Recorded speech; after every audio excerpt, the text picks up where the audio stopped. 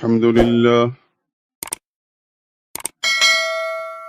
لله وحده والصلاة والسلام على من لا نبي بعده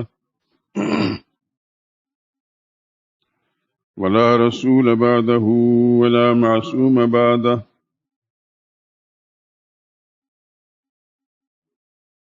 أما بعد فإن خير الحديث كتاب الله وخير الهدي هدي محمد صلى الله عليه وسلم وشر الأمور محدثاتها وكل محدثة بدعة وكل بدعة ضلالة وكل ضلالة في النار. أعوذ بالله من الشيطان الرجيم. بسم الله الرحمن الرحيم. الله لا إله إلا هو الحي القيوم لا تأخذه سنة ولا نوم له ما في السماوات وما في الأرض. من ذا الذي يشفع عنده إلا بإذنه يعلم ما بين أيديهم وما خلفهم ولا يحيطون بشيء من علمه إلا بما شاء وسع كرسيه السماوات والأرض ولا يؤوده حفظهما وهو العلي العظيم.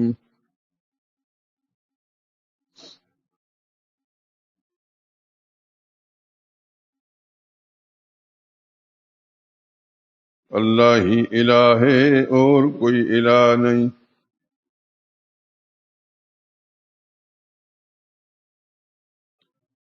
وہ زندہ ہے، ہمیشہ رہنے والا اور سارے جہان کو تھامنے والا. اسے نہ اونگ آتی ہے نہ نیند. جو کچھ آسمانوں میں اور جو کچھ زمین میں ہے سب اسی کا ہے. کون ہے کہ اس کی اجازت کے بغیر اس سے کسی کی سفارش کر سکے؟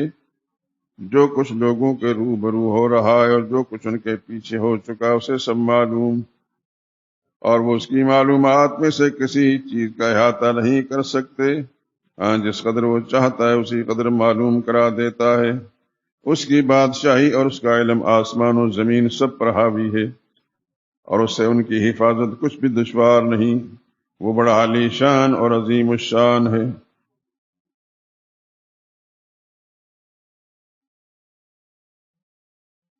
سبحان ربک رب العزت عما یصفون وسلام علی المرسلین والحمد للہ رب العالمین.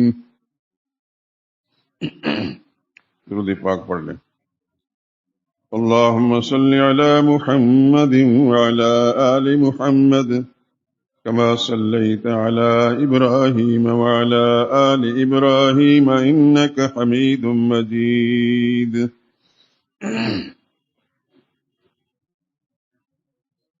اللهم بارك على محمد وعلى آل محمد كما باركت على إبراهيم وعلى آل إبراهيم إنك حميد مجيد.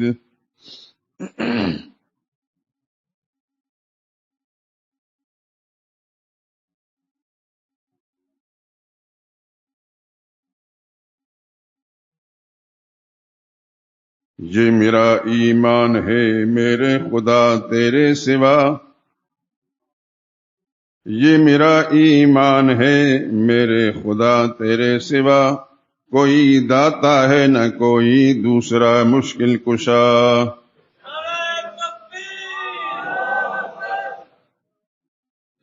سب تیرے بندے ہیں تو معبود اور مسجود ہے.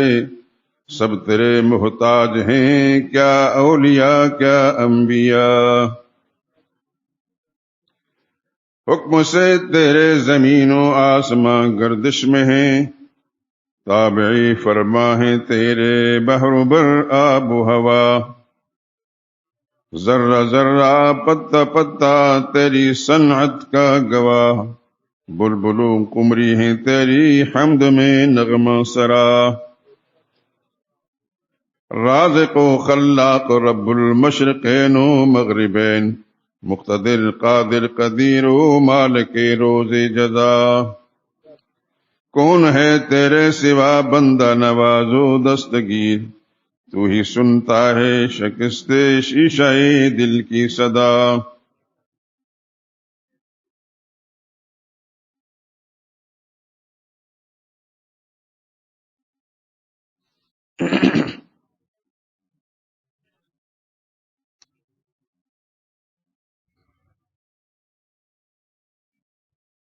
بزرگان محترم، برادران عزیز،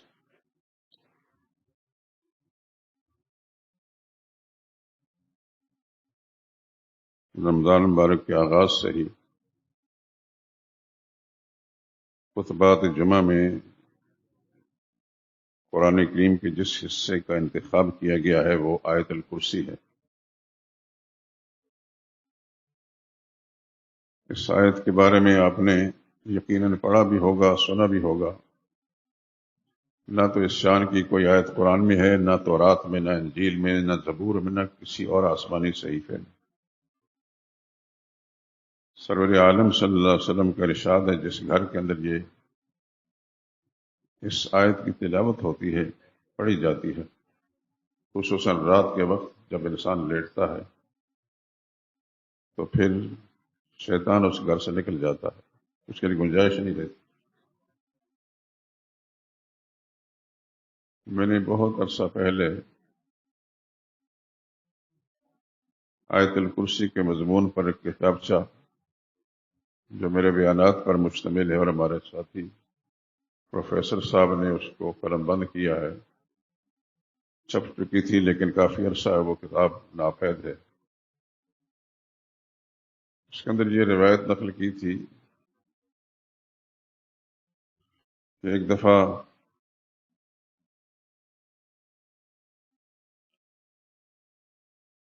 غلے کی رکھوالی کے لیے سرور کائنات صلی اللہ علیہ وسلم کے زمانے میں جو مسلمانوں میں تقسیم کیا جاتا تھا،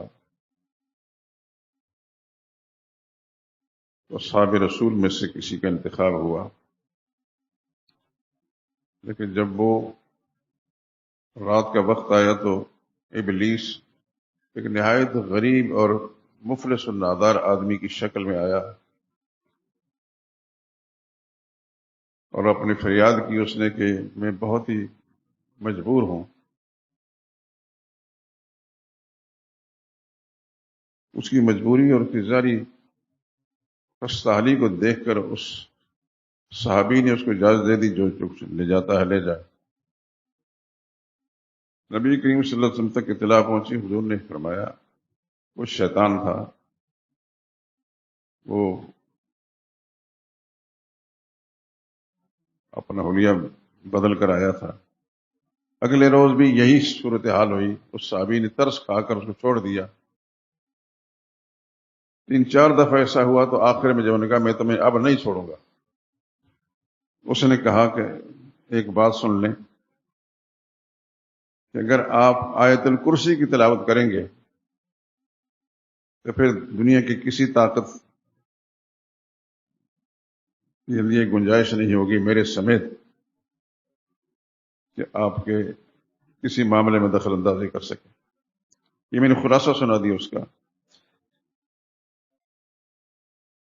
تو یہ ایک آیت ہے، آیت الکرسی۔ اس کا انتخاب میں نے اس لیے کیا تھا کہ اس آیت کے اندر دین کا وہ بنیادی مسئلہ ہے جس پر سارے اسلام کی عمارت قائم ہے، یعنی وہ مسئلہ اس کے اندر ہے کہ جس میں آپ کی نماز بھی، آپ کے روزے بھی، آپ کے زکوٰۃ بھی، آپ کے صدقہ و خیرات بھی، آپ کا حج، قربانی اور طواف و اعتکاف، یہ سب کچھ اس پر موقوف ہے۔ اگر یہ عقیدہ ٹھیک ہے تو یہ سب ٹھیک ہے، نہیں تو سب بیکار۔ اور یہ مسئلہ اس آیت کے اندر بیان ہوا۔ اگرچہ قرآن کریم کے اندر جا بجا ہے، لیکن یہ آیت مخصوص ہے اس کام کے لیے، اس لیے میں بار بار اس کا انتخاب کرتا ہوں۔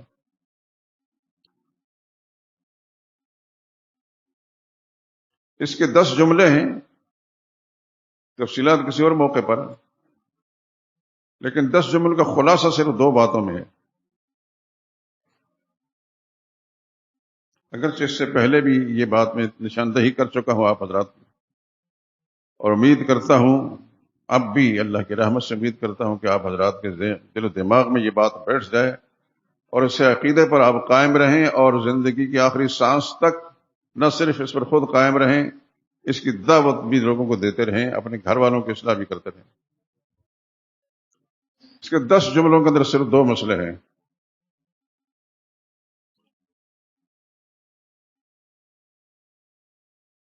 ایک مسئلہ، سارے اختیارات کا مالک اللہ ہی ہے،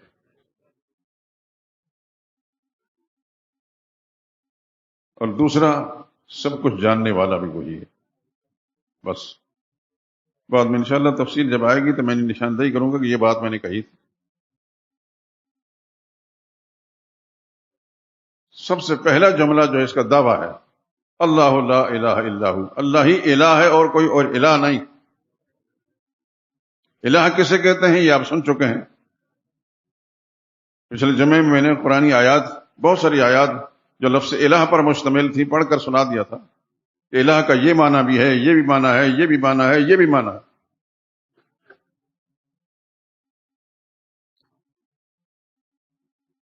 اور اس لیے میں کہا کرتا ہوں کہ جب کسی بچے کو کلمہ پڑھایا جائے اور اس کا ترجمہ سکھایا جائے تو سمجھایا بھی جائے۔ مصیبت یہ ہے کہ عام دنیا دار آدمی کیا کلمہ سمجھائے گا، جو مسجد کا مولوی اس کو بھی کلمے کا معنی نہیں آتا۔ اس سے پوچھیں جا کر، تجربہ کر کے دیکھ لیں، کلمے کا ذرا مجھے معنی سنا ہے، وہ یہ کہے کہ اللہ کے سوا کوئی معبود نہیں، اللہ کے سوا کی عبادت کے لائق نہیں، بس اس سے آگے نہیں جائے گا وہ۔ پھر آپ کہیں گے معبود کا لفظ بھی عربی ہے، الہ کا لفظ بھی عربی ہے، عبادت کا لفظ بھی عربی ہے، تو ایک عربی کا ترجمہ عربی لفظ سے کیوں کیا آپ نے، اپنی زبان میں کیوں نہیں کرتے؟ تو پھر وہ سوچ میں ضرور پڑے گا۔ اس لیے میں نے قرآن کریم سورہ نمل 20ویں پارے کی شروع کی 5-6 آیتیں یکے بعد دیگرے آیتوں کے اندر اللہ پاک کی ساری قدرتوں کا بیان کرنے کے بعد اس کے آخر اَإِلَٰهٌ مَّعَ اللَّهِ اَإِلَٰهٌ مَّعَ اللَّهِ اَإِلَٰهٌ مَّعَ اللَّهِ، کہ اللہ کے سوا کوئی اور الہ ہو سکتا ہے؟ اللہ کے سوا کوئی اور الہ ہو سکتا ہے اور الہ ہو سکتا ہے؟ لیکن یہ لفظ الہ جو اس آیت کا پہلا جملہ حصہ جو ہے اس کے اندر اس کا ترجمہ بیان کر دیا۔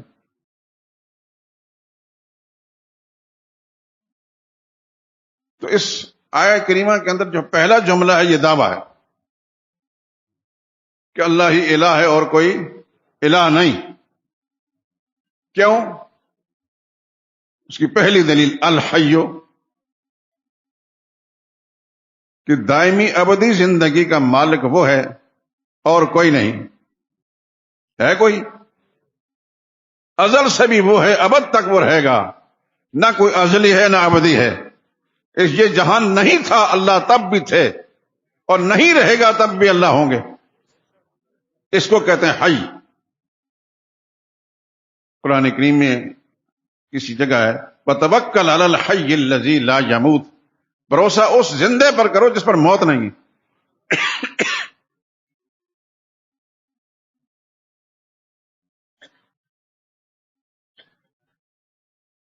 تو یہ پہلی دلیل ہے، اس کے سوا کوئی اور الہ نہیں، کیونکہ وہ حی ہے اور کوئی حی نہیں، دائمی ابدی زندگی کا مالک وہ ہے۔ اور ہمارے پاس یا کائنات کے کسی چیز کے پاس زندگی کی جو بھیک بھی ہے وہ اسی کی دی ہوئی ہے۔ جب تک وہ رکھے گا تو زندہ رہیں گے، جب بلائے گا تو واپس چلے جائیں گے، لیکن دائمی زندگی کا مالک وہ اللہ ہی ہے۔ میں یہ الفاظ زبان سے نکال بھی رہا ہوں تو دل میں ایک تمنا ہے، ایک جذبہ اٹھ رہا ہے کہ یا اللہ میرے ان سب بھائیوں کو، ان دوستوں کو یا اللہ دین کا صحیح مسئلہ سمجھا دے۔ خدا گواہ ہے، قرآن میرے ہاتھ میں ہے، میرے دلی کی تمنا ہے کہ آپ حضرات بھی اسی طرح قرآن کو سمجھیں، اس طرح مسئلے کو سمجھیں اور اس طرح خدا کی مخلوق تک پہنچائیں، تو میں سمجھوں گا کہ میں کامیاب ہو گیا۔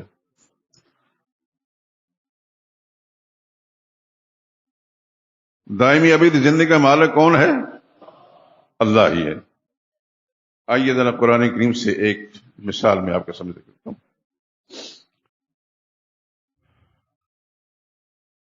ایک سورت ہے سورہ سبا،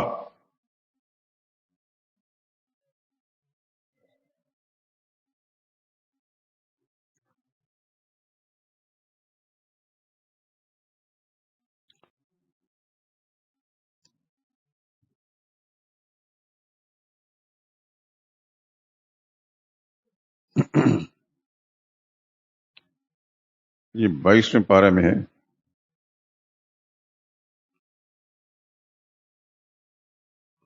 آپ نے ظاہر ہے کہ پڑھے لکھے لوگ ہیں ماشاءاللہ، اور ایسے شہر کے باسی ہیں کہ جو ہم نے بچپن میں اپنے علاقے میں سن رکھا تھا کہ پاکستان میں ایک شہر ایسا جو تعلیمی اداروں کا شہر ہے، کالجوں یونیورسٹیوں کا شہر ہے، اور وہ لاہور تھا۔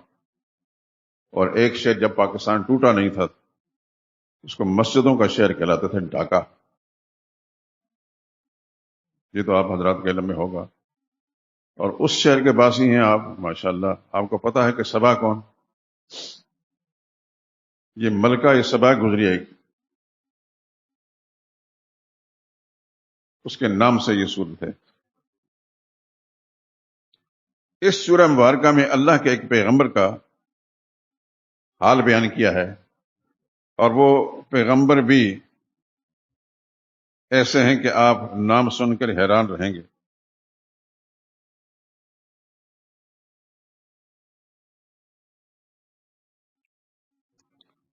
اللہ نے ایسی بادشاہت ان کو عطا فرمائی تھی کہ ایسی اول آخر کسی کو نہیں عطا ہوئی۔ انہوں نے دعا میں رب حبلی ملکن لا ينبغی لأحد من بعد، میرے اللہ مجھے ایسی سلطنت اور بادشاہ عطا کرے میرے بعد کسی اور کو نصیب نہ ہو، اور نہ نصیب ہوئی ہے۔ کون ہے؟ سیدنا سلیمان علیہ السلام۔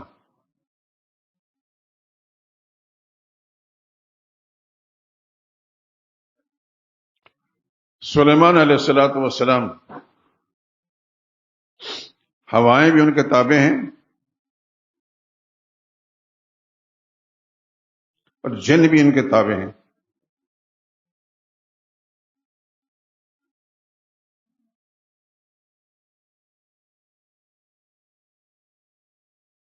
اور وہ جن سلیمان علیہ السلام کی چاہت پر بڑے بڑے قلعے بناتے، مجسمے بناتے، بڑے بڑے تالاب بناتے ہیں، دیگیں بناتے۔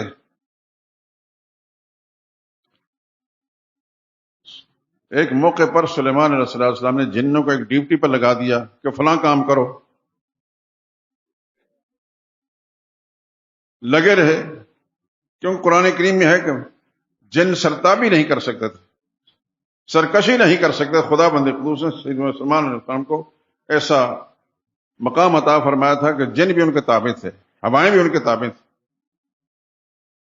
ہوائیں بھی صبح کے وقت ان کے تخت کو 1 مہینے کی مسافت پر لے جاتی، اور شام کے وقت غدوها شہر ورواحها شہر۔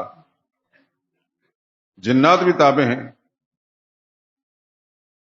جنوں کو کام میں لگا کر سلیمان علیہ السلام کھڑے ہو گئے اپنے عصا لے کر،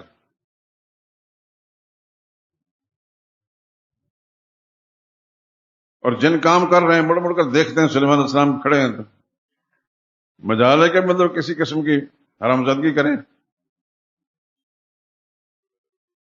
لگے ہیں کام میں۔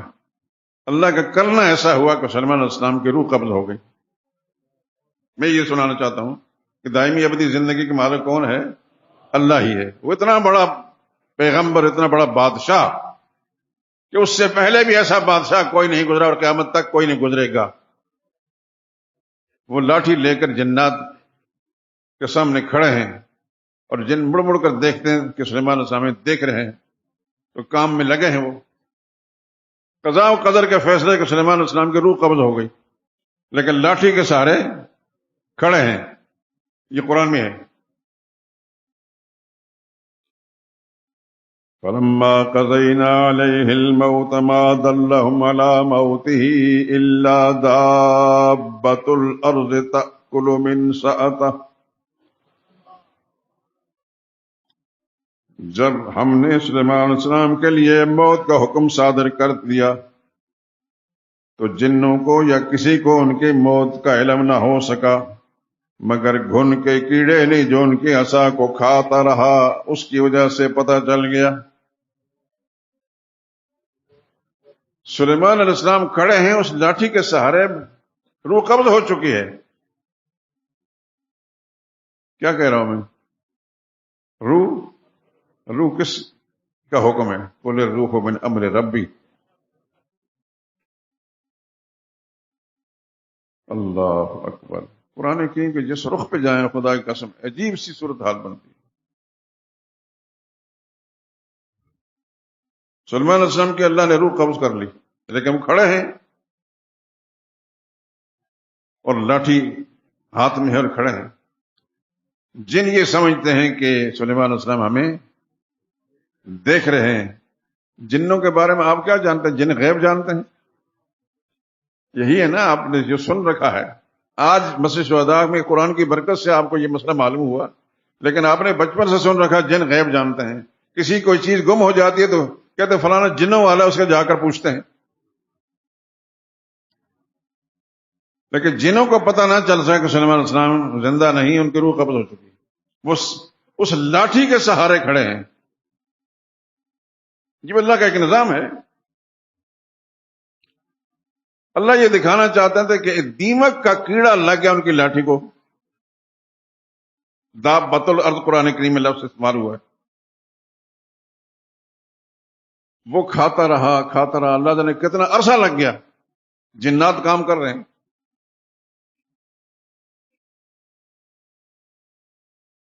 جب وہ مکمل طور پر لاٹھی ان کی کھوکھلی ہو گئی تو وہ ٹوٹ کر گر پڑی، سلیمان علیہ السلام بھی گر پڑے۔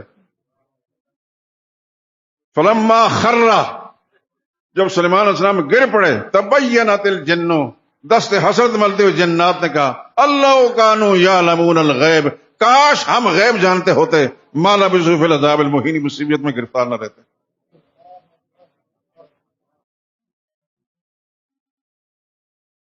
صرف مجھے اتنا سنانا تھا کہ دائمی زندگی کا مالک کون ہے؟ اللہ ہے۔ اتنا بڑا بادشاہ ہے، خدا کا پیغمبر ہے، لیکن اپنی زندگی کا مالک نہیں ہے۔ جب گرتے ہیں تو اپنے آپ کو بچا نہیں سکے۔ قرآن کریم میں ہے فلما خر، سلیمان علیہ السلام جب گر پڑے، تبینت الجن، جنوں نے دست حسرت ملتے ہوئے، اظہار افسوس کرتے ہوئے کہا اللہ کانوا یعلمون الغیب، کاش ہم غیب جانتے ہوتے تو آج تک اس مصیبت میں گرفتار نہ رہتے۔ اللہ اکبر، اللہ اکبر۔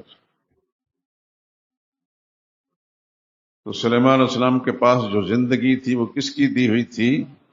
اللہ کی دی ہوئی تھی۔ اتنا بڑا عظیم پیغمبر ہے، بادشاہ ہے،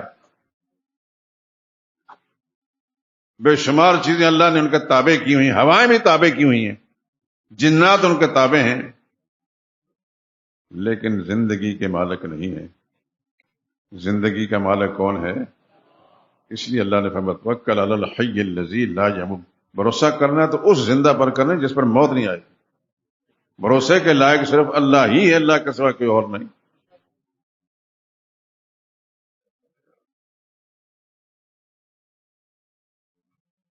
اللہ اکبر۔ میں اللہ سے دعا کرتا ہوں کہ اللہ تعالیٰ آپ کو قرآن کریم کے یہ جتنے انوارات ہیں ان سے آپ کے دل و دماغ کو منور کر دے، اور قرآن کریم کو سیکھنے کے بعد پھر اللہ کا یہ پیغام خدا کی مخلوق تک پہنچانے والے بن جائیں۔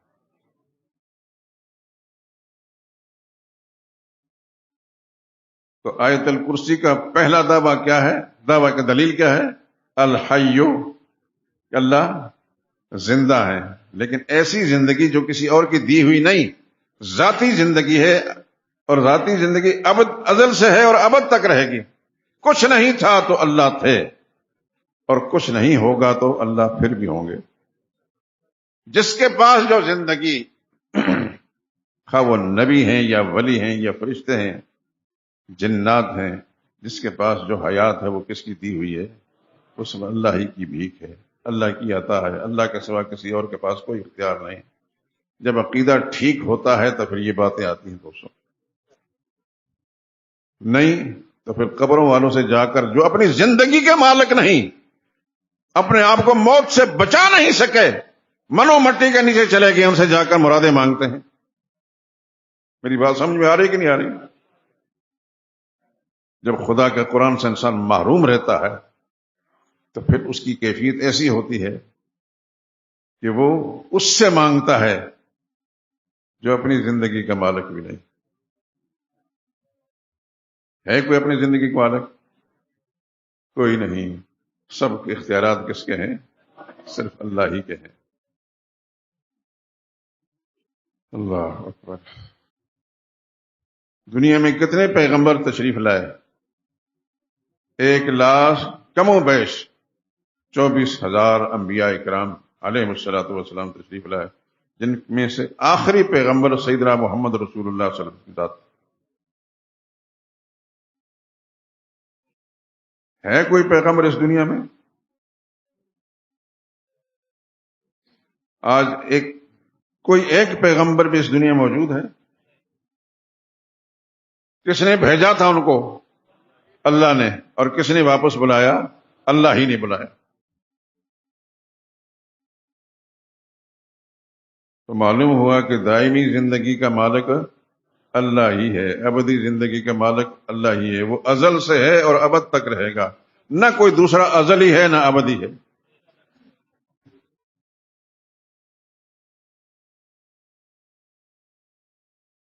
اس آیہ کریمہ کا دوسرا ٹکڑا کیا ہے؟ الحیوں کے بعد القیوم۔ قیوم کہتے ہیں جو ساری دنیا کو سنبھالنے والا ہو، خود قائم بذات ہی ہے اور دوسروں کو بھی سنبھالنے والا ہے۔ قیوم اس کو کہتے ہیں۔ آپ کے ہاں اگر کوئی عبد القیوم ہو نا، رکھا نام عبد القیوم ہے، تو پھر قیوم مت کہیں، بہت بڑا جرم ہے اور گناہ ہے یہ، کیوں قیوم ذات پروردگار عالم کی اور اللہ تعالیٰ کی مخلوق پر اللہ کا نام اطلاق کرنا بہت بڑا جرم ہے۔ جس طرح عبداللہ کو اللہ کہنا جرم ہے، عبد القیوم کو قیوم کہنا بھی جرم ہے۔ جتنے بھی اللہ تعالیٰ کے صفاتی نام ہیں خوش قسمتی سے رکھ لیے ہیں تو نام پھر پورا لیا جائے، عبد کا لفظ ساتھ استعمال کیا جائے۔ عبد الرحمان نام رکھا تو اس کو رحمان نہ کہیں۔ ہمارے یہ سیاسی لوگ بڑے جاہل ہوتے ہیں اکثر۔ کچھ عرصہ پہلے ایک پارٹی کا ایک وزیر تھا، اس کا نام رحمان لیا جاتا، فوت ہو گیا، وہ یاد ہے آپ کو؟ غالباً پیپل پارٹی کا تھا۔ ظاہر ہے کہ ماں باپ نے نام عبد الرحمان رکھا ہوگا، لیکن بعد میں سارے جاہل اس کو رحمان کہنے لگے۔ کتنے گناہ انہوں نے سمیٹے یہ تو اللہ ہی جانتا ہے۔ میں آپ حضرات سے گزارش کر رہا ہوں کہ اللہ تعالیٰ کے جتنے صفاتی نام ہیں، ذاتی نام صرف اللہ ہے، باقی سب نام صفاتی ہیں، اگر وہ کسی کے لیے رکھیں گے تو عبد ساتھ ضرور لگائیں، ورنہ گناہگار ہوں گے۔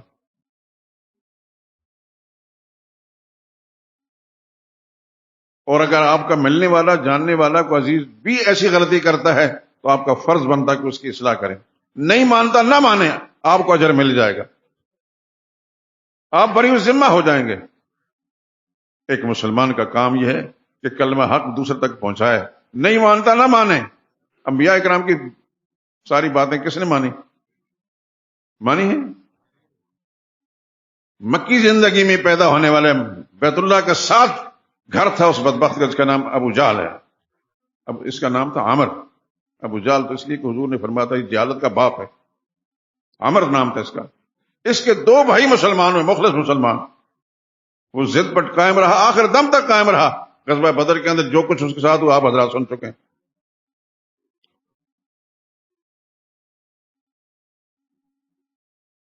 تو محمد مصطفیٰ صلی اللہ علیہ وسلم کی ساری باتیں لوگوں نے مانی؟ نہیں مانی۔ اپنے چچاؤں نے مانی؟ نہیں مانی۔ ابو لہب نے مانی؟ ابو طالب نے مانی؟ نہیں مانی۔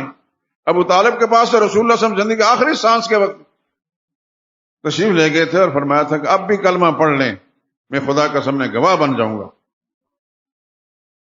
اور اسی وقت جب رسول اللہ صلی اللہ علیہ وسلم کے پاس تشریف لے گئے تو مشرکین میں کے بھی 2 آدمی بیٹھے تھے. وہ مسلسل کہے جا رہے تھے خبردار خبردار اپنے باپ دادا کا مذہب نہ چھوڑنا. اور محمد مصطفیٰ صلی اللہ علیہ وسلم فرما رہے تھے چچا کلمہ پڑھ لیں. رسول اللہ کی بات نہیں مانی اس نے، اور آخری جملہ اس کا جب سانس نکل رہی تھی علی ملت عبد المطلب کہا، یعنی محمد مصطفیٰ صلی اللہ علیہ وسلم کے لائے ہوئے دین کے مطابق نہیں جا رہا، عبد المطلب کے مذہب پر جا رہا. حضور صلی اللہ علیہ وسلم افسردہ ہو کر واپس تشریف لے آئے. اسی افسردگی میں بیٹھے تھے کہ ابو طالب کے بیٹے حضرت علی رضی اللہ تعالیٰ عنہ حضور کی خدمت میں آئے اور آ کر رسول اللہ صلی اللہ علیہ وسلم سے عرض کرنے لگے یا رسول اللہ ان عمک الشیخ الضال قد مات. یہ الفاظ جو میں پڑھ رہا ہوں یہ حدیث کی کتاب ابو داؤد شریف کے اندر ہے. ان عمک الشیخ الضال قد مات، آپ کا چچا جو بوڑھا تھا اور گمراہ تھا. یہ کون کہہ رہا ہے؟ کیا رشتہ تھا حضرت علی کا ان کے ساتھ؟ بیٹا تھا، لیکن دین مقدم ہے، دین مقدم ہے. سیدنا علی رضی اللہ تعالیٰ نے اپنے دین کو اپنے باپ پر قربان نہیں کیا. ان عمک الشیخ الضال قد مات، آپ کا چچا جو بوڑھا گمراہ تھا وہ فوت ہو گیا. حضور نے فرمایا مجھے پتا ہے، مجھے پتا چل گیا. اور حضور نے ایک اور جملہ فرمایا، اس کو یاد بھی رکھیں، بھول نہ جایا کریں. اذهب فوارہ، حضرت علی کو حکم دیا جاؤ سپرد خاک کر کے آ جاؤ. آپ سوچتے ہوں گے کیا حضور صلی اللہ علیہ وسلم نے ابو طالب کا نماز جنازہ پڑھی؟ کیوں نہیں پڑھی؟ اس نے کلمہ نہیں پڑھا تھا. میں یہ بات سمجھانے کے لیے کہہ رہا ہوں اور تقابل کر کے بتاتا ہوں. ایک اور آدمی مدینہ میں رہتا تھا، وہ کلمہ پڑھتا تھا. میری بات کو سن رہے ہیں؟ اللہ کرے کہ آپ حضرات دھیان سے سنیں اور اس کو یاد رکھیں. ایک اور آدمی جو رسول اللہ کا رشتہ دار نہیں تھا، کلمہ پڑھتا تھا لیکن تھا دھوکلا. زبان سے کلمہ پڑھتا تھا، اندر سے وہ اسلام اور پیغمبر اسلام کا مخالف تھا. اس کا کیا نام تھا؟ عبداللہ. اس کا نام بڑا خوبصورت نام ہے، عبداللہ.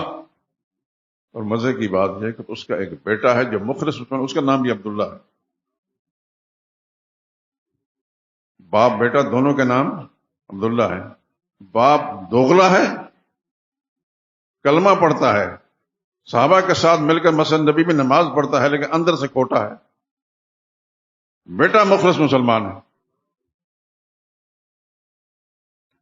اس کا انتقال ہو گیا. کس کا؟ عبداللہ بن ابی کا.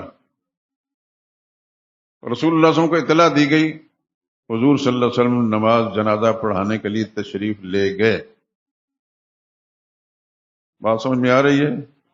اللہ کرے کہ سمجھ میں آ جائے. میں تقابل کر کے بتا رہا ہوں. ادھر سگا چچا ہے، اپنا خون ہے، لیکن اس نے کلمہ نہیں پڑھا، رسول اللہ نے جنازہ نہیں پڑھائی.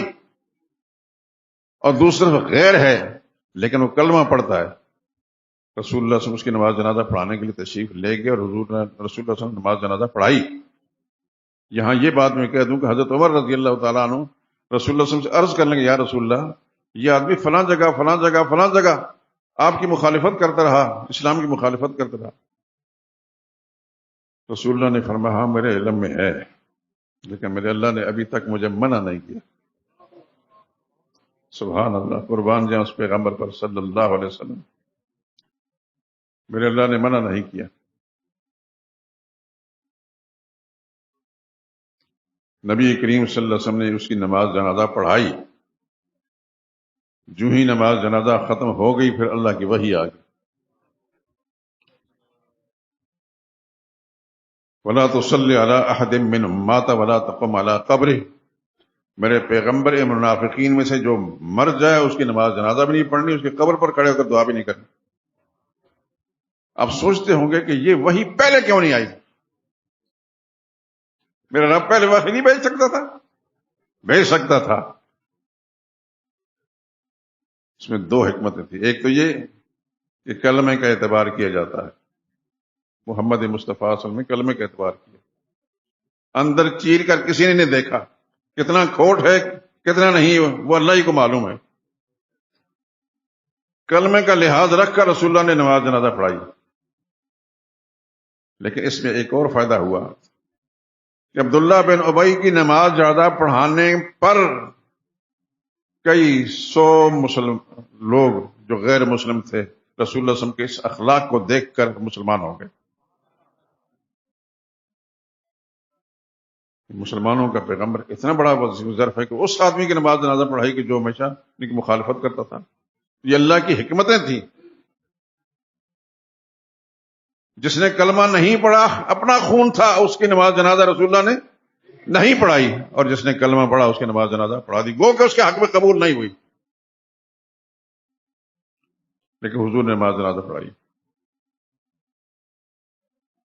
یہاں میں چلتے ہوئے ایک بات کہہ دوں. ہمارے پاکستان میں حکمران ٹولہ شروع سے منافقین کا آیا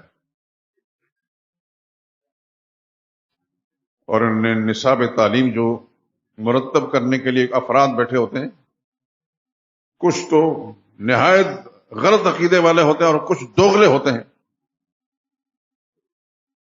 وہ نصاب تعلیم جو بنایا جاتا ہے اس میں پھر بچے مسلمانوں کے بچے اسکولوں کے اندر پڑھتے ہیں.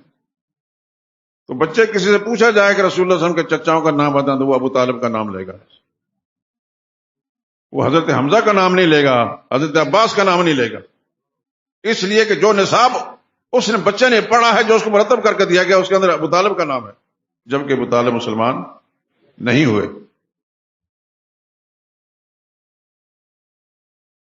میں نے تھوڑی سی تفصیل بیان کر دی کہ ابو طالب کی نماز جنازہ رسول اللہ نے نہیں پڑھائی. رسول اللہ کیا پڑھائے گا؟ حضرت علی نے بھی نہیں پڑھی. حضرت علی کو حضور نے اذهب فوارہ, جاؤ سپرد خاک کراؤ, اور فرمایا کسی سے بات نہ کرنا, واپس آنا. واپس آیا تو حضور نے فرمایا کہ جاؤ غسل کر لو.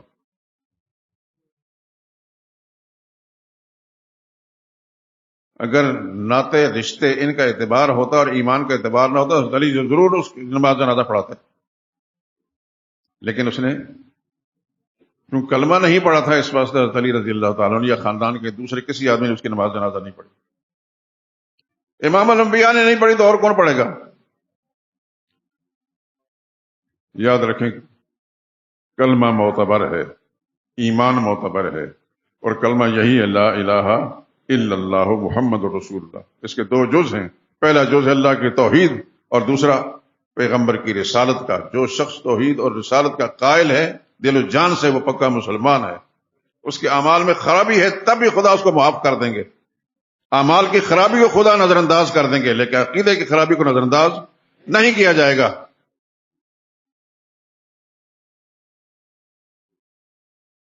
میں سمجھتا ہوں کہ آپ لوگ اس پہلو سے بڑے خوش نصیب ہیں کہ آپ کو اللہ پاک نے اپنی رحمت سے مسودہ میں یہ مسئلہ سننے کے لیے بھیج دیا. یہ اللہ کی مہربانی آپ پر. میرا کوئی کمال نہیں, نہ میری کوئی آواز اچھی ہے, نہ میری باتوں میں کوئی حکمت ہوتی ہے, لیکن مسئلہ صحیح بیان کرتا ہوں. تو خدا بند خصوص نے آپ کو بھیج دیا اور صحیح مسئلہ سننے کا موقع دے دیا. میں اللہ سے دعا کرتا ہوں کہ اللہ پاک اس مسئلے پر آپ کو قائم رکھے, آپ کی نسلوں کو بھی اللہ ہدایت پر رکھے اور ان کے عقیدہ بھی ٹھیک رکھے.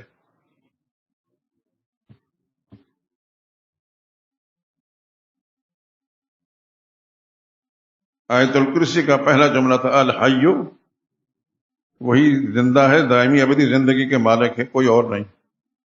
میں نے ایک مثال دے دی سلیمان علیہ السلام کی.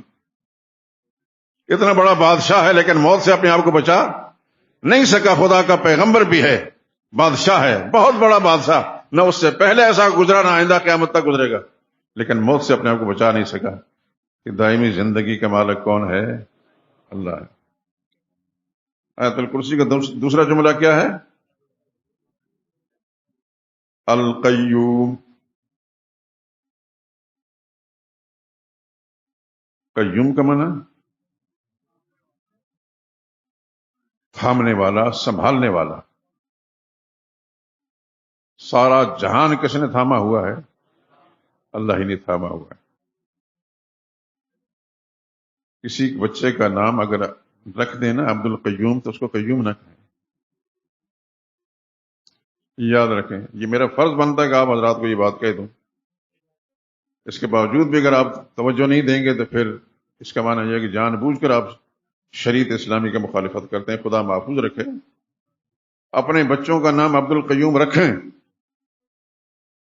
اس کی برکات ملیں گی، لیکن عبد القیوم بولیں. میرے چھوٹے بھائی انگلینڈ میں ہوتے ہیں، حافظ ہیں ماشاءاللہ، کئی لوگ ان کے شاگرد ہیں، وہاں جا کر بھی قرآن کے حافظ بن گئے. عبد القیوم ان کا نام ہے. علاقے کے اندر ہر طرح کے لوگ بستے ہیں. قیوم قیوم کہنے لگے. مجھے جب یہ پتا چلا تو میں نے سختی سے منع کر دیا، یہ عبد القیوم ہے، قیوم نہیں ہے. گھر میں نے اپنی والدہ سے، اللہ جنت نصیب کرے، کہہ دیا اپنے گھر کے اندر بھی کوئی شخص ایسا لفظ بولتا تو سختی سے اس کے حوصلہ شک نہیں کرے. بس اس دن کے بعد پھر اس کو قیوم کسی نے کہا. یہی درخواست آپ حضرات سے بھی ہے کہ اپنے عزیزوں کی، اپنے متعلقین کی، اپنے بچوں کی، رشتہ داروں کی، دور پار کے واقف کاروں کا نام اگر عبد القیوم رکھا گیا تو اس کو قیوم مت بولیں. یہاں ایک جج صاحب تھے، میرا خیال آپ بھی زندہ ہیں، کیا کہتے تھے؟ جسٹس قیوم.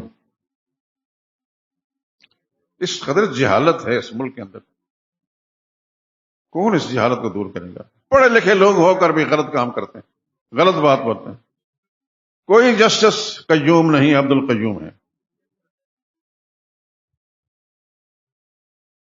قیوم کہتے ہیں ساری دنیا کو تھامنے والا، اپنے آپ کو سنبھالنے والا اور دوسرے کو تھامنے والا. اور یہ سارا جہان کس نے تھاما ہوا ہے؟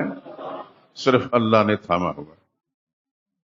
جس فرش پر میں اور آپ بیٹھے ہیں، یہ فرش پانی پر ہے. پانی پر کوئی چیز رکھ کر اس کو ساکن کر سکتے ہیں؟ وہ ہلتی رہتی ہے. لیکن اتنا بڑا جہان، اتنی بڑی زمین پانی پر بچھا کر کس نے اس کو ساکت جامد کیا ہے؟ وہ اللہ ہی نے. قیوم اس کو کہتے ہیں جیسے ساری دنیا کو سنبھال رکھا ہے.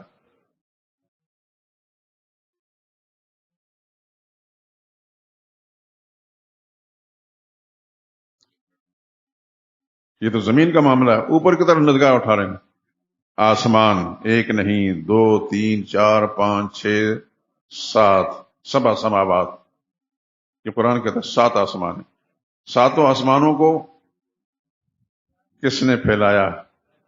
اللہ اکبر. کوئی اندازہ ہے کسی سائنس کی کتاب میں بتایا کہ آسمان کا ایک کنارہ دوسرے کنارے تک کتنا لمبا ہے، کتنی مسافت ہے؟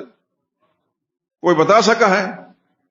نہیں بتا سکا. کتنا اونچا ہے زمین سے؟ کوئی نہیں بتا سکا. اور پھر ایک آسمان کے اوپر دوسرا آسمان، وہ کتنا فاصلے پر ہے؟ کوئی نہیں بتا سکا. یہ سائنس کتنی ترقی بھی کر لے، خدا کے نظام کو نہیں سمجھ سکتی. 7 آسمان ہیں آگے پیچھے. اللہ اکبر.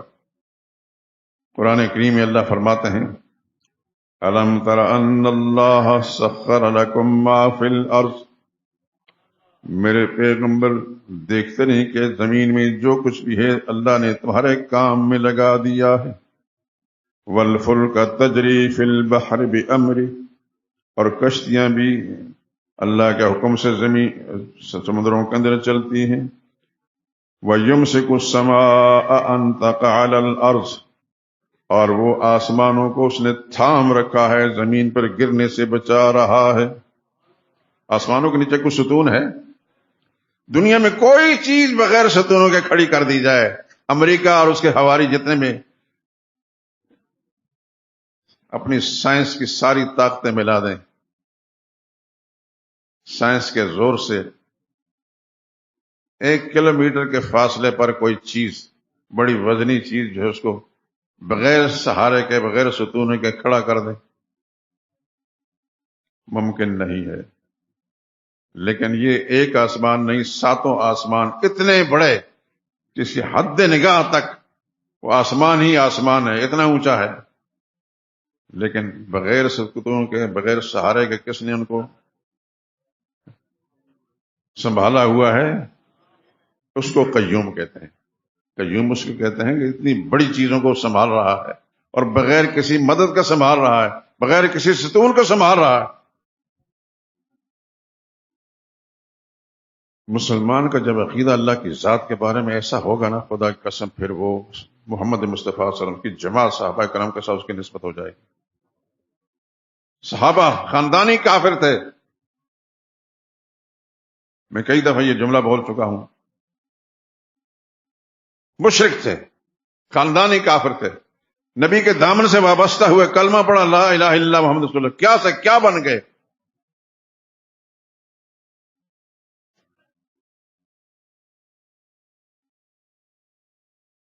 یہ قرآن کریم جو میرے اور آپ کے ہاتھ کے اندر ہے، یہ صحابہ کی محنت سے یہاں تک پہنچا۔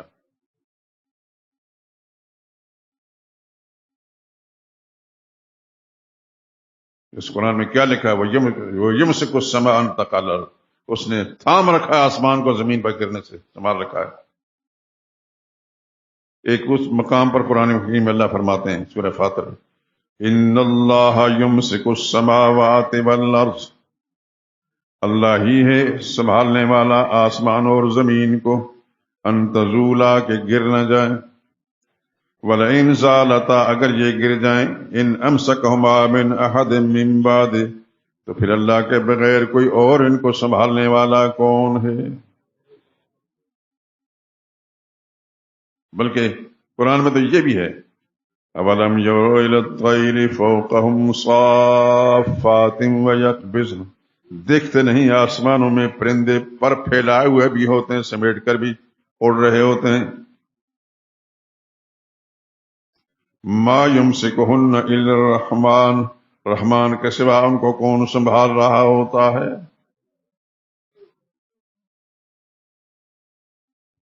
قرآن کریم نے اسلوب بدل بدل کر یہ مسئلہ سمجھایا ہے۔ سائری کائنات کس کے قبضے میں ہے؟ بنانے والا بھی وہی ہے اور چلانے والا بھی وہی ہے، نہ کوئی اور بنانے والا ہے اور نہ کوئی چلانے والا ہے۔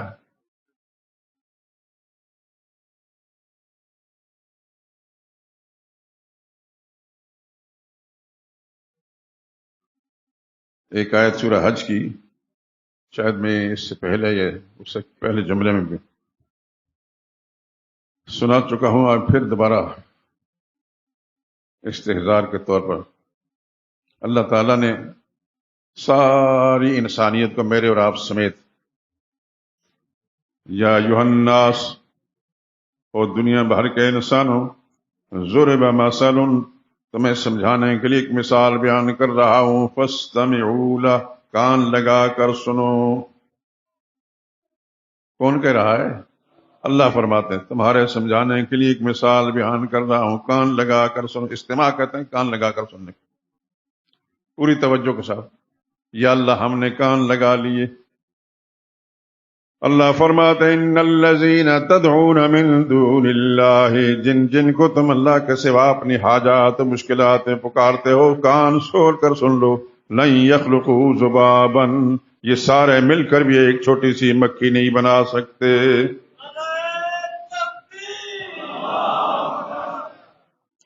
ذبابن، ذباب کہتے ہیں مکھی کو، اس میں بن جو نون کا آواز پیدا کرتا ہے، دو زبریں، یہ علمی لحاظ سے اس کو کہتے ہیں، یہ تنوین تقلیل کے لیے، یہ بڑی مکھی نہیں، بالکل چھوٹی سی مکھی جو بعض اوقات نظر نہیں آتی۔ لن یخلقوا ذبابا، یہ سارے مل کر، اگلے پچھلے آسمان و زمین والے اگلے پچھلے مل کر ایک چھوٹی سی مکھی بھی نہیں بنا سکتے۔ وَلَوِ اجْتَمَعُوا لَهُ، چاہے سارے اکٹھے ہو جائیں۔ یہ مکھی کیا ہے؟ اس کا میٹیریل کیا ہے؟ ذرا سوچیں، تنہائیوں بیٹھ کے سوچیں، ایک مکھی، اس کا میٹیریل کیا ہوتا ہے؟ کہاں سے بنتی ہے؟ قصاب جو گوشت بیچتا ہے، اس گوشت کا حصہ تو نہیں ہوتی وہ مکھی، ہوتا گوشت ہی ہے شاید اس کا، لیکن وہ گوشت جو آپ دیکھتے ہیں، پھر ایک چھوٹا سا وجود ہے، اس چھوٹے سے وجود میں کیا کیا اللہ نے بنایا ہے۔ اس میں آنکھیں بھی ہیں، اس میں پر بھی ہیں، اس میں پیر بھی ہیں، اس میں سر بھی ہے، اس میں سب کچھ ہے، اور اس میں سرعت رفتار، تیزی سے اڑنے اور بھاگنے کی جو صلاحیت ہے وہ بھی اللہ نے رکھی ہے. آپ کے کسی کھانے کی چیز پر مکھی آ کر بیٹھ جائے، آپ ہاتھ بڑھاتے تو ایک دم اڑ جاتی ہے. ہمارے شیخ فرمایا کرتے تھے، غیر اللہ کے نیازیں دینے والوں، تم نیاز جب دیکھتے ہو اس نیاز پر آ کر جو مکھی بیٹھتی ہے، مکھی اس نیاز میں سے کوئی چیز چھین کر لے جاتی ہے، تم سارے تلواریں اور توبیں لے کر اس کے پیچھے پھرو، اس سے چھین لا یستنقذوہ، میں نے اسے چھڑا نہیں سکیں گے. یہ اعلان پروردگار عالم کا ہے.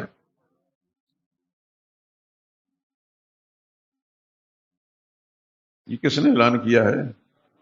سارے اختیارات کا مالک کون ہے؟ اللہ. اللہ کے سوا کوئی اور نہیں. قُلِ ادْعُوا الَّذِينَ زَعَمْتُم مِّن دُونِ اللَّهِ، میرے لاڈلے پیغمبر ان کو کہہ دو، ادعوا الذین زعمتم من دون اللہ، پکار کر دیکھ لو اللہ کے سوا جن کو تم سمجھتے ہو کہ وہ کچھ کر سکتے ہیں، پکار کر دیکھ لو. اللہ فرماتے ہیں میں خالق کائنات اعلان کروں، لا یملکون مثقال ذرۃ، ایک ذرے کے مالک نہیں، فی السماوات ولا فی الارض، آسمانوں والے ہوں ان کا بھی اختیار نہیں، زمین والوں کا بھی کوئی اختیار نہیں. آسمانوں میں کون ہے؟ فرشتے ہیں، ایک نہیں، دو نہیں، ان گنت فرشتے جن کا شمار نہیں کیا جا سکتا. اللہ اعلان کر رہے ہیں آسمانوں والوں کے پاس بھی کوئی اختیار نہیں، زمین والوں کے پاس بھی کوئی اختیار نہیں. ما لہم فیہما من شرک، اللہ اکبر.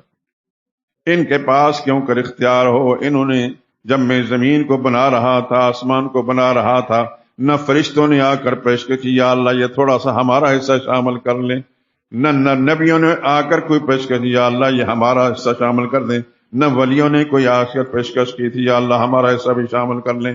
جب سارا کا جہان میں اپنی مرضی سے بنا سکتا ہوں اور اپنی مرضی سے چلا سکتا ہوں تو پھر ان کا کیا اختیار ہے؟ ما لہم فیہما من شرک، ان کا کوئی حصہ نہیں، حصہ نہیں ڈالا. آپ کسی مسجد کو بن رہی ہو تو جا کر حصہ ڈالتے ہیں، چل جو میرا حصہ بھی شامل کر لیں. لیکن زمین و آسمان کو میرا رب بنا رہا تھا، ان میں سے کس نے کوئی حصہ ڈالا؟ نہ نبیوں کا حصہ ہے، نہ فرشتوں کا حصہ ہے، نہ ولیوں کا حصہ ہے، کسی کا کوئی حصہ نہیں. سب اختیارات کس کے ہیں؟ اللہ نے اپنے قرآن میں سب کچھ اسلوب بدل بدل کر سمجھایا ہے. میرے دوستوں میں ہاتھ جوڑ کر آپ سے درخواست کرتا ہوں اللہ کی کتاب قرآن کریم کی تلاوت کیا کریں، دھیان سے، توجہ کے ساتھ، ترجمہ والا قرآن کریم لے کر. جتنی تلاوت کرتے ہیں پھر اس کے بعد ترجمہ میں پڑھیں اسے.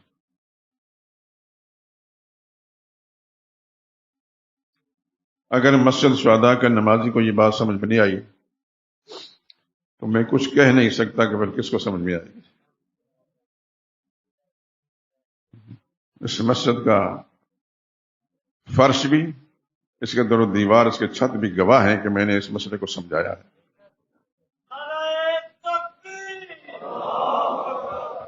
اللہ سے دعا و درخواست ہے کہ میرے اس کہنے کو اللہ قبول کر لیں اور آپ کے سننے کو قبول فرما کر اس پر عمل کرنے کی توفیق دیں اور اس پیغام کو عام کرنے کی توفیق نصیب فرمائیں.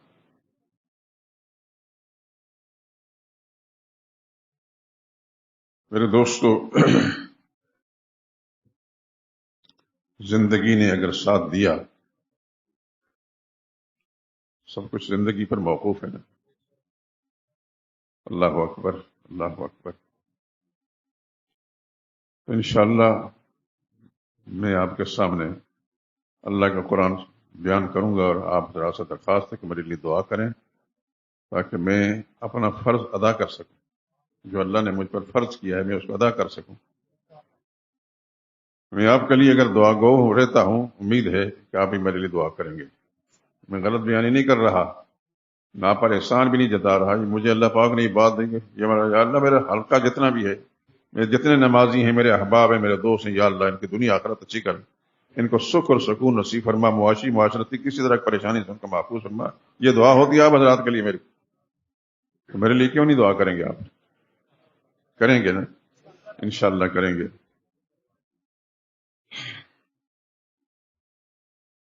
آج رمضان مبارک کا آخری جمعہ ہے، بات درست ہے کہ نا؟ اس کے بعد بھی ہے؟ اچھا، پچھلے جمعوں کے اندر میں نے مدارس دینیہ کے لیے آپ حضرات کی توجہ مبذول کرائی تھی. جس جس دوست نے بھی اس معاملے میں کردار ادا، خدا اس کو دنیا آخرت کی بھلائیاں نصیب فرمایا، اللہ اس کے رزق میں برکت عطا فرمایا، دونوں جہانوں کی عزتیں نصیب فرمایا، ان کی آنے والی نسلوں کو بھی خدا بندے کو اس کی محتاجی سے محفوظ رکھے. کتابیں دیں.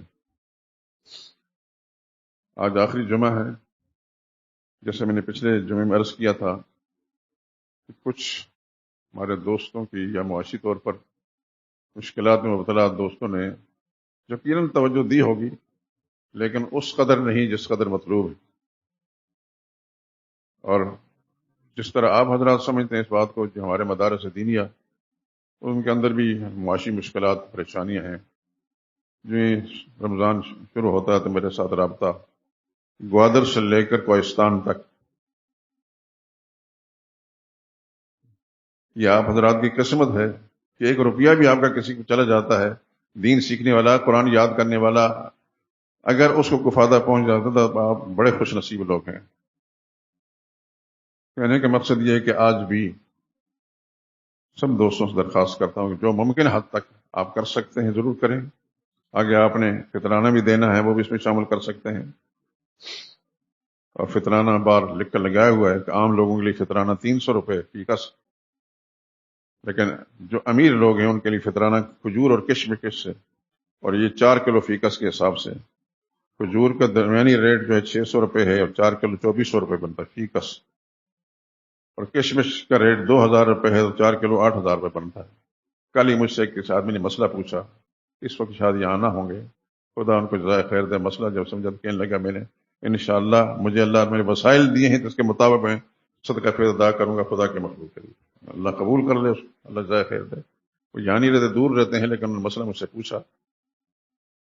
تو آپ حضرات صدقہ فطر بھی کر سکتے ہیں. کسی کے پاس زکوٰۃ کے پیسے ہیں وہ بھی اس میں شامل کر سکتے ہیں. بہتر ہے کہ زکوٰۃ دیتے وقت ہمارے احباب جو پیسے اکٹھا کرتے ہیں ان کو بتا دیں تو زیادہ اچھا ہے، اس کا مصرف ذرا صحیح ہو جائے گا. ہاں، فدیہ. مثال کے طور پر ایک آدمی روزہ رکھ ہی نہیں سکا، مجبوری کے طور پر، نہ رکھنے کی وجہ یا تو اس کے بہت بڑھاپا ہوتا ہے یا ایسی بیماری ہوتی ہے کہ فاقے کی شکل نہیں، وہ فدیہ دے. تو فدیہ بھی اتنا ہی جتنا صدقہ فطر دیتے ہیں فی کس، ایک دن کے حساب سے. بہرحال اللہ تعالیٰ اپنی رحمت کے ساتھ ہمارے اس کہنے کو قبول فرمایا، آپ کے سننے کو قبول فرمائے، اور آپ جو کچھ دین کے کام کے لیے تعاون کریں گے خدا بند کو اس قبول فرمائے، اور اللہ تعالیٰ برکتوں سے نواز دے. یہ کتاب مجھے ابھی جمعے سے پہلے کچھ اسکواڈرن لیڈر ہیں حافظ عزیز احمد صاحب، ان ساتھ رکا بھی لکھا ہے. یہ دعاؤں کے پر مضامین پر مشتمل قرآن کریم کی دعائیں احادیث صحیح واقعی. یہ کیا کہتے ہیں، فری دیں گے یا قیمتاً دیں گے؟ خدا کے بندے مسودہ میں آ کر قیمتاً نہ دیں. میں اپنی چیزیں فری دیتا ہوں لوگوں کو، یہاں قیمتاً بیچتے ہیں. بہرحال آپ حضرات یہ چیز مفید ہے، آپ حضرات بار سے لے لیں. اللہ تعالیٰ قبول فرمائے آپ کی محنت کو. اور فطرانے کے بارے میں تو آپ نے دیکھ لیا ہوگا. عید کی نماز انشاءاللہ العزیز یہاں ہوگی، اور 6:30 پر عید کی نماز ادا کی جائے گی. وآخر دعوانا الحمدللہ رب العالمین.